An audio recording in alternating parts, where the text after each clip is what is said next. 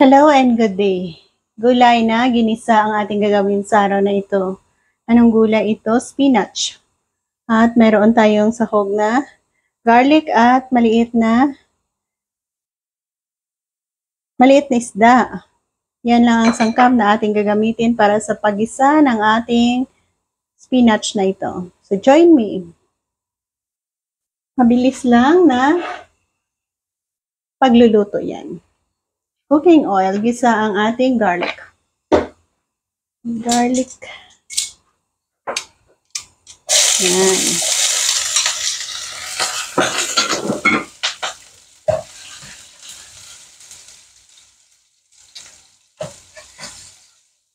Masarap din na klaseng gulay ang spinach.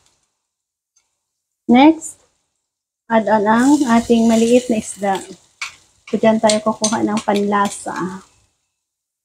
Lasang isda ng ating gulay. So, ipa-brown din natin yan. Hanggang sa hindi naman totally crispy. Brown lang.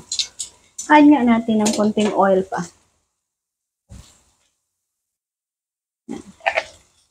Dinagdagan natin ng konting oil para ma-fried ang ating isda.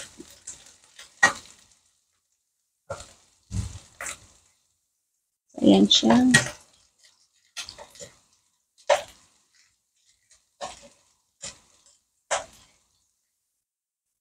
So, kung hindi niyo pa nasubukan, isahog ang maliliit na isda sa spinach. So, time siguro na try out niya rin ito. Sarap.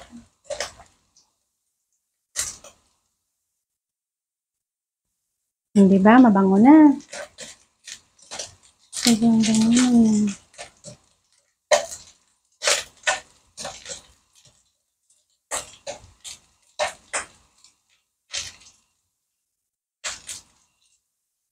So, pwede na natin i-add ang ating gulay.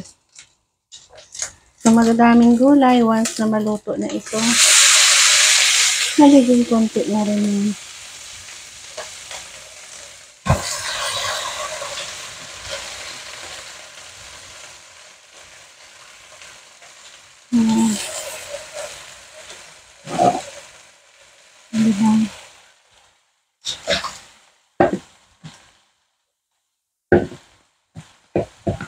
Sa mga simpleng pamamaraan natin ng ating pagluluto, sa mga hindi pa nakakasubok nito,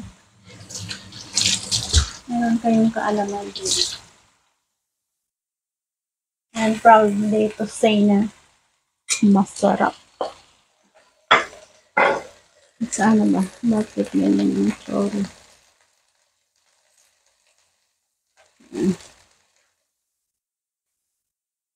Halongkayin natin.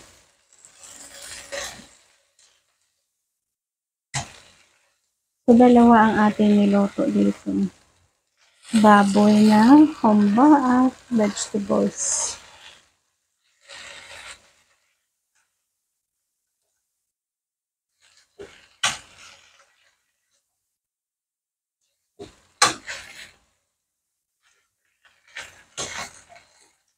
Mabilis lang din.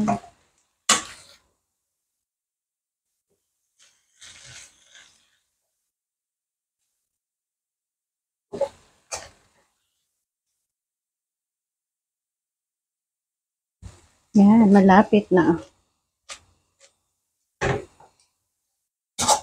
So, lagyan natin ng salt at MSG.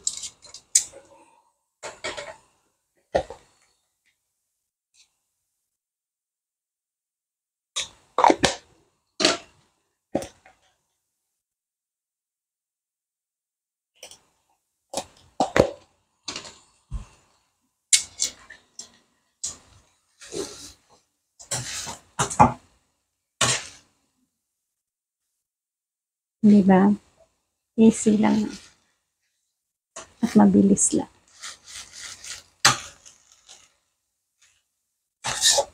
Salamat ulit sa pagsabay sa akin. And Yan na nga. Sana masubukan nyo at magustuhan nyo rin. Ganyan lang. Ano?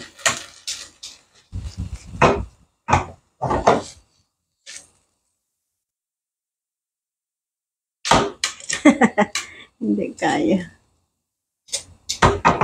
So, yan. Another 2 minutes pa. After 2 minutes, balikan natin. Not really 2 minutes. Mga 1 minute lang. So, okay na to guys. Ready to serve. At dyan natin ilagay. So, yan. Diba masarap ang ating gulay na niluto. May sabaw.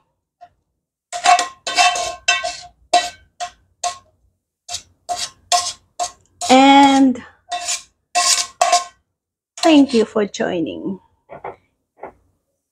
Keep us all safe. God bless and magbuhay. Yes, dalawa ang aking niloto. 1 vegetables and 1 pork homba na masarap. Bye-bye!